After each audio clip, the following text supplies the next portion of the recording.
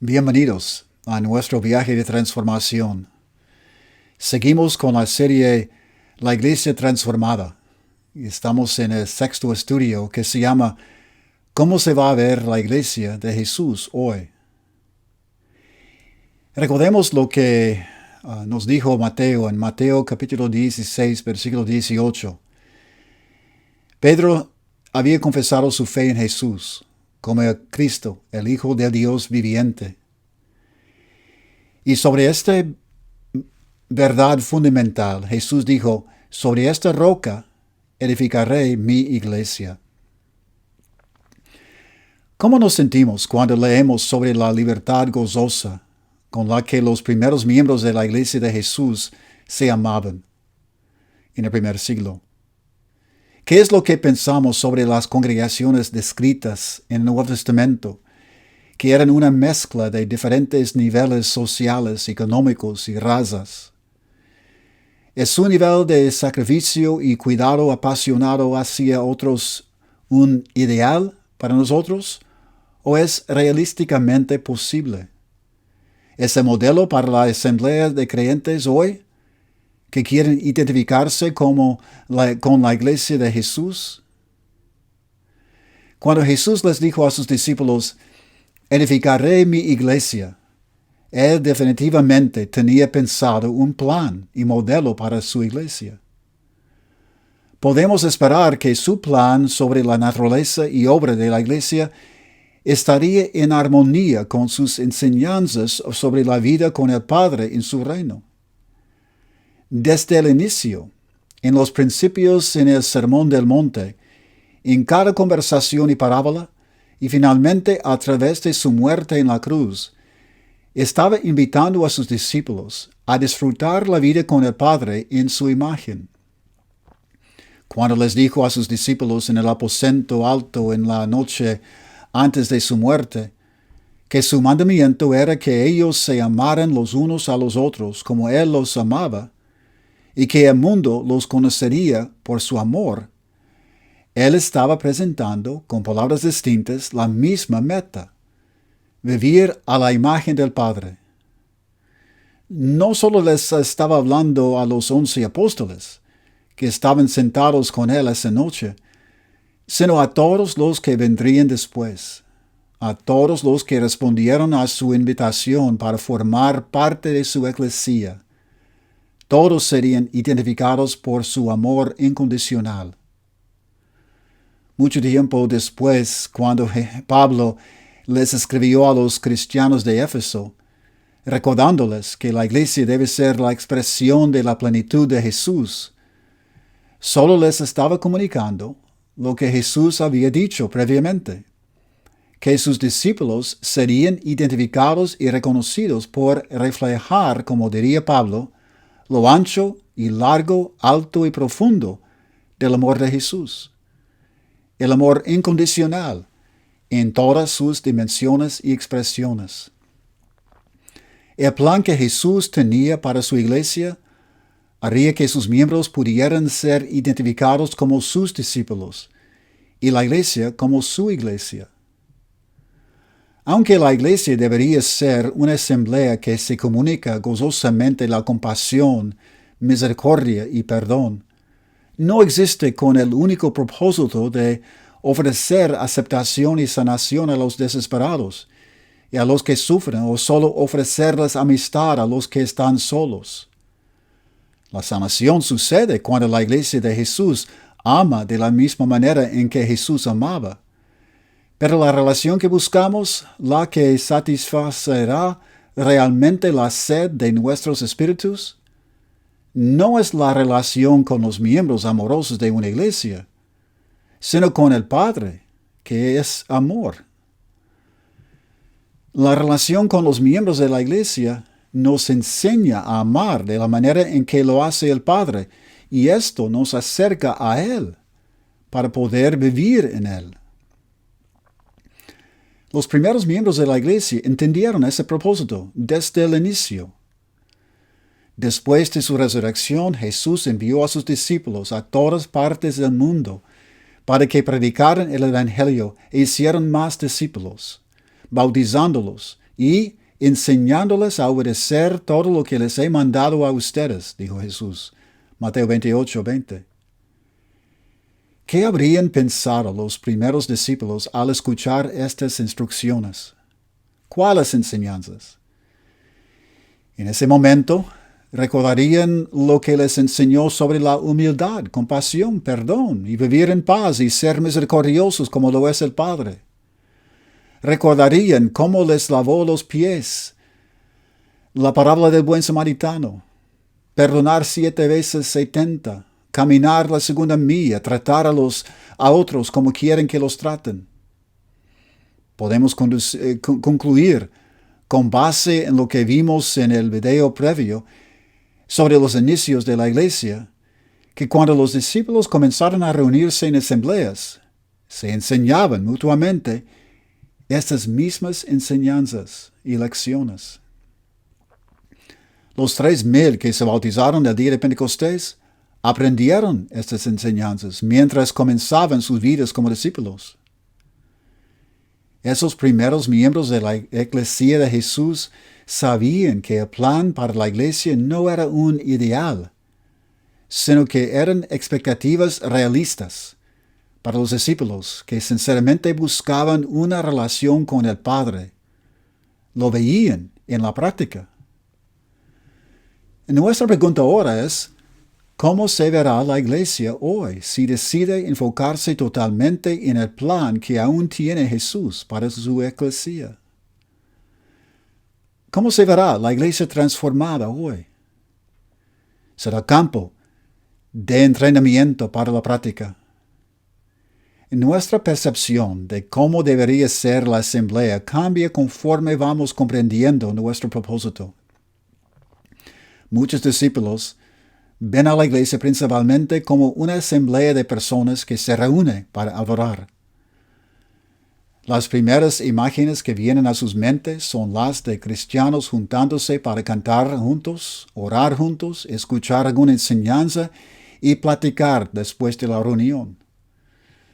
Por supuesto que nos reunimos para adorar, pero porque compartimos el gozo de pertenecerle al Padre, quien por su gracia nos ha dado vida y nos ha restaurado amorosamente para que seamos hijos suyos. La adoración, como un cuerpo de creyentes, sucede cuando los creyentes, juntos, están envueltos por completo en la vida con el Padre. Sin embargo, es una visión muy limitada la que engloba la vida de la iglesia como reuniones que se hacen para adorar. Cuando el escritor de Hebreos en el Nuevo Testamento alentó a los cristianos a no dejar de reunirse, él conectó las reuniones con la cuestión de cómo podemos estimularnos al amor y las buenas obras. Dijo en Hebreos capítulo 10, 24 hasta 25. Para aprender a manifestar la plenitud de Jesús como un cuerpo de creyentes, los creyentes deben reunirse para entrenarse mutuamente en la práctica creativa del amor. Nadie inicie su vida en Cristo equipado completamente con el entendimiento y la habilidad de amar de la misma manera en que ama Jesús. Y aprender a amar no sucede de manera automática o inconsciente, con solo rodearnos de personas alegres y amables 1 o 2 veces a la semana. La iglesia es el campo de entrenamiento para aprender a amar. En la iglesia transformada veremos a los discípulos entrenándose para amar. ¿Cómo se verá la iglesia transformada hoy? Habrá enseñanzas transformadoras. Entrenando en la práctica de la plenitud de Jesús requiere de enseñanzas que cuidadosamente se enfoquen en las cualidades del amor incondicional, tales como la humildad, compasión, bondad y perdón. Es sorprendente cuántos discípulos reconocen estos términos, pero tienen dificultad al tratar de definirlos en su uso cotidiano. y aún más dificultad al tratar de definirlos en los escritos del Nuevo Testamento. ¿Cómo podrá el cuerpo expresar la plenitud de Jesús si los miembros ni siquiera saben lo que estos términos significan? De hecho, Jesús, nuestro Maestro, explica la práctica de estas cualidades a través de sus parábolas. Los modela en sus relaciones y conversaciones con sus discípulos y aún dialoga sobre su práctica con personas que eran sus oponentes. Sin embargo, muchos maestros en las congregaciones solo les advierten a sus públicos: sean humildes y dejen que sus estudiantes descubran cualquier profundidad de significado que puedan y aprendan a practicarlo por sí solos. Este tipo de enseñanza no es transformador, ni siquiera informativo. En la iglesia transformada escucharemos enseñanza que es transformadora. ¿Cómo se verá la iglesia transformada hoy? Habrá pasión para nuestro propósito. Pablo escribió que el reino de Dios es justicia, paz y alegría en el Espíritu Santo. Romanos 14, 17. Alegría en el Espíritu es la que sentimos cuando caminamos en armonía con los deseos del Espíritu de Dios y que vive en nosotros. Es el gozo que compartimos con el Espíritu de Dios. Recuerde, el cuerpo de Cristo es el templo del Espíritu de Dios. Cuando el cuerpo de creyentes comparte el deseo del Espíritu, que nos transformemos a la imagen del Padre, el gozo del Espíritu llega a ser el gozo del cuerpo. Esta alegría animará a los miembros de la iglesia para que de manera apasionada persigan vidas de misericordia, bondad y humildad. En la iglesia transformada, veremos esta alegría cuando corren a demostrar compasión y aceptación para la gloria del Padre. ¿Cómo se verá la iglesia transformada hoy? Habrá tiempo para aprender y practicar. Cuando hay una enseñanza enfocada en la transformación y la pasión para reflejar el corazón de Jesús, los resultados serán un cuerpo que está vivo en la práctica. No deberíamos esperar ver un cuerpo que sabe perfectamente cómo amar. En cambio, veremos un cuerpo de discípulos aprendiendo de manera entusiasmada a amar como lo hacía Jesús. Veremos comienzos y paradas, éxitos y fracasos, pero también veremos aprendizaje que persevera sin resignación. Ese nivel de práctica proviene de reunirse de manera más frecuente, no solo para la adoración semanal. Los miembros buscarán pasar tiempo juntos, uno a uno o en grupos pequeños, para escucharse y aconsejarse, para poder sobreponerse a sus retos, tales como demostrar compasión llena de gracia, perdonar sin refrenarse, y ser pacientes y esperar en el Señor. La cantidad de tiempo que los miembros del cuerpo pasen de manera consciente, aprendiendo a practicar la humildad y la compasión de Jesús, es una verdadera medida de la iglesia transformada.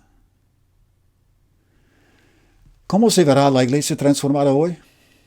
Habrá paciencia para crecer.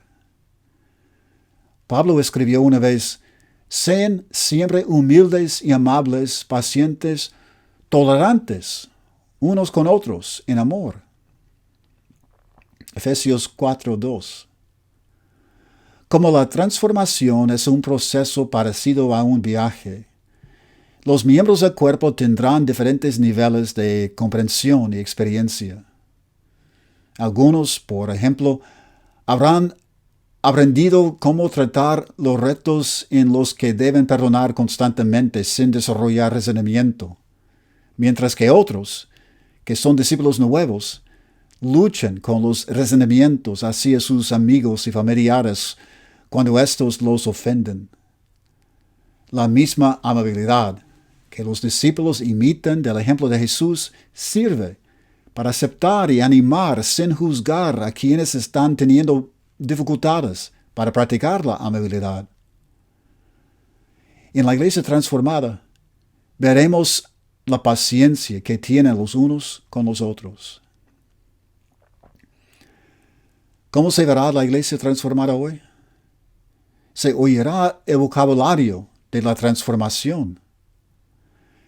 Cuando un grupo de personas comparten ocupaciones, pasatiempos o intereses similares, escuchamos que ciertas palabras son repetidas con frecuencia en sus conversaciones.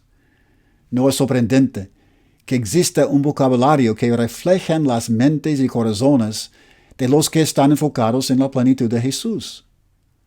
Aparte de la palabra plenitud, palabras y frases como transformación, la imagen del Padre, práctica, vivir en amor, amar como ama el Padre, y de manera no menos frecuente escuchamos gracia, compasión, misericordia y humildad, no solo en los estudios, sino también en las conversaciones, oraciones y en anécdotas personales. Como lo diría Jesús, la boca expresa lo que hay en el corazón. Lucas 6:45. Los discípulos utilizan ese lenguaje incluso de manera inconsciente, porque son palabras que enmarcan sus experiencias y percepción del mundo. Estas son palabras que debemos escuchar en las asambleas de los creyentes que están apasionados sobre la transformación a la imagen del Padre. ¿Cómo se verá la iglesia transformada hoy? Habrá transparencia y vulnerabilidad para que los miembros del cuerpo se ayuden a crecer en el amor de Cristo. La asamblea de creyentes debe ser un lugar seguro, en el cual no hay miedo de ser juzgado por ser humildemente transparente, aceptando nuestras debilidades, errores, dudas y dificultades. Sin la libertad de abrir nuestros corazones y ser vulnerables en nuestras relaciones, no podemos ayudarnos para crecer en el amor de Jesús. Debemos entender en qué parte del viaje estamos para poder progresar y crecer. Si admitimos en qué lugar nos encontramos, entonces los otros sabrán cómo aconsejarnos y animarnos para que continuemos con nuestra práctica. Cuando el orgullo, celos y la crítica dominen nuestras relaciones, el miedo nos impide pedir la ayuda que necesitamos y nos estancamos. Los miembros de un cuerpo transformado de creyentes que aman como amaba el Padre desarrollarán de manera consciente e intencional un ambiente que es seguro para el crecimiento. Este ambiente será palpable. ¿Cómo se verá la iglesia transformada hoy? Habrá unidad del Espíritu.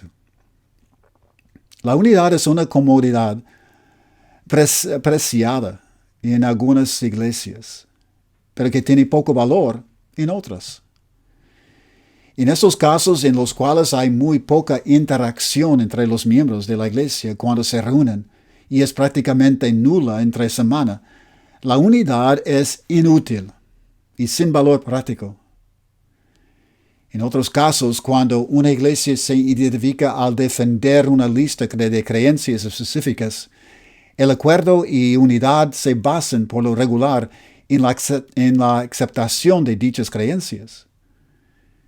Pero a pesar de tener este nivel de unidad, es posible que sus miembros no tengan mucha interacción productiva o práctica. La interacción es esencial para mantener unidad, que es productiva. Mientras los miembros se enseñan, se aconsejan, se animan los unos a los otros para poder vivir a la imagen del Padre. Ese tipo de unidad no es un tipo de ejercicio mental, sino que se ve y se siente. La unidad que Pablo describe es la unidad de la fe y del conocimiento del Hijo de Dios, que nos empodera para ser un cuerpo perfecto que se conforme a la plena estatura de Cristo, dijo en Efesios 4:13. En una asamblea de Jesús que está enfocada en la transformación, veremos el acuerdo en las creencias, pero la unidad será productiva, empoderando a los miembros hacia la transformación.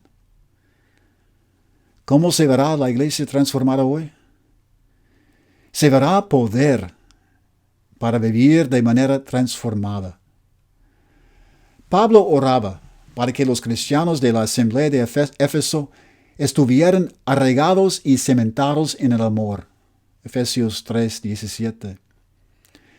Estar arraigado y cementado en el amor debe significar ser constante, sin vacilar en la práctica del amor de Cristo. El problema al que se enfrentan todos los discípulos es el de mantenerse constantes en la práctica del amor incondicional cuando se enfrentan a retos inevitables. Ofensas repetidas, rechazos, incluso la traición, todas son situaciones pesadas y desalentadoras. Sin embargo, son retos que incrementan nuestro compromiso con el amor. En esos momentos difíciles, nuestros espíritus necesitan fuerzas especiales para mantenerse enfocados en el amor. Por esa razón, Pablo les dijo a los creyentes de Éfeso que su oración al Padre era que, con el poder que procede de sus gloriosas riquezas, los fortalezca a ustedes en lo íntimo de su ser, para que por fe Cristo habite en sus corazones. Efesios 3:16-17. El Espíritu del Padre que habita en los creyentes puede fortalecer el cuerpo de Cristo. Este poder es visible en el cuerpo de Cristo cuando los miembros están creciendo para estar completamente comprometidos y constantes en amor como Jesús. ¿Cómo se verá la iglesia transformada hoy? Amaremos más allá de nuestros límites. El primer y más grande mandamiento es amar a Dios con toda nuestra mente, corazón, alma y fuerzas. El segundo mandamiento más importante es amar a nuestros prójimos como a nosotros mismos. Amar a Dios implica que queremos ser como Él y amar como Él lo hace. Recuerde que cuando amamos como Él lo hace, Él vive en nosotros y nosotros en Él. La primera de Juan 4:16. Por ende, el mandamiento de amar a Dios inevitablemente nos llevará a amar a nuestro prójimo, como Él lo hace. Al mismo tiempo, Jesús enseñó a sus discípulos a diferenciarse no por amar a quienes los aman, sino amando aún a quienes no los aman. Si nuestro amor como asamblea de Jesús está enfocado en solo amar a nuestros prójimos dentro de la asamblea, entonces estamos haciendo lo que muchos miembros de comunidades hacen: amar solo a quienes son como nosotros, de quienes esperamos amor también.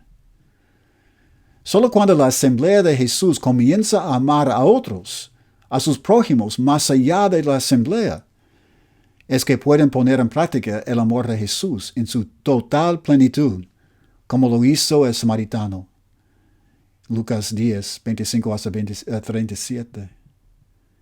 Jesús les dijo a sus discípulos que serían reconocidos por el amor único que se tendrían. Pero el amor que se tendrían los prepararía para otra clase de amor único, para amar más allá de los suyos. La mezcla visible de distintas razas, orígenes, lenguas, culturas, niveles económicos y clases sociales era evidencia visible de que se transformaban por practicar el segundo mandamiento más importante. Debemos ver la misma transformación en la iglesia de Jesús hoy. El plan de Jesús para que su iglesia expresara la plenitud de su amor y poder no solo es realista y posible de seguir, sino que también es necesario llevarlo a cabo para poder ser su cuerpo. Iglesia es algo más que solo cumplir con una obligación semanal y platicar con personas que nos aman. El cuerpo de Cristo es la asamblea de creyentes que están comprometidos de manera activa y consciente con la transformación a su imagen. Que Dios les bendiga.